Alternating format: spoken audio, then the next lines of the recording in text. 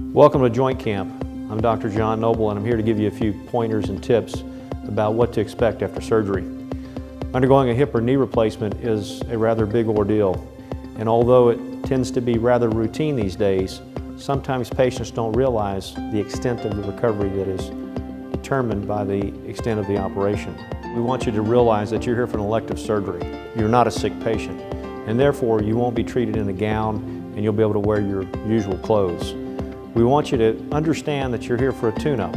We're going to replace a joint for you, we'll get you up and get you moving, and then hopefully get you home right away. So we want you to have a different mindset than coming here as an ill patient. Everybody will need to be discharged typically within 1 to 3 days.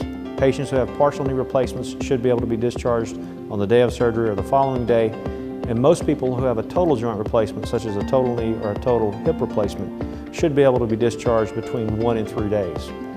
We see a varying spectrum of patients in terms of health and in terms of age. The younger, healthier patients should be able to go home sooner than some of the patients who are a little bit older or a little bit sicker. But most everybody will be able to go home. Some patients will go home and will have outpatient physical therapy ordered. Other patients will go home and will have home health physical therapy ordered. At any rate, the process seems to be a lot easier and a lot shorter than it used to be. For those patients who aren't quite feeling good enough to go home, they can go to an assisted living facility or what we call a skilled nursing rehab facility, or can be admitted to acute rehab. Generally, the acute rehab stays are for 2 weeks and are considered an inpatient type of admission. Most patients will go home after that 2-week inpatient admission stay. Years ago, most of our patients went to inpatient acute rehab, but nowadays, very few actually are admitted to inpatient rehabilitation. Let's talk a little bit about discharge. When you go home, you're going to have to be independent. We're really concerned about falls, and we're concerned about anything else that could make you ill or have to return to the hospital. So we'll give you plenty of instructions while you're in the hospital to minimize your risk of having to return to the hospital. Most patients have pain and swelling for 3, 4, 5 weeks. And a lot of times there will be warmth of the incision. This is completely normal.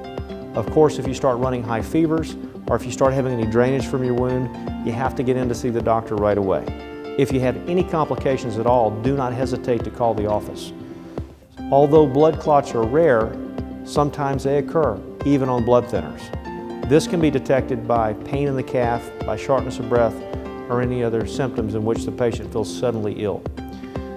We'll be happy to follow you up, usually at about 2 weeks after your surgery, and most patients are doing quite well at that time, although it's important to realize you will still have pain and swelling at 2 weeks, and you likely will have pain and swelling still at 6 weeks.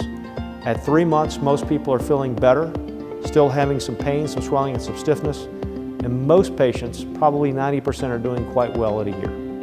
Thank you for choosing Christus St. Patrick Hospital, and thank you for choosing Imperial Health Center for Orthopedics.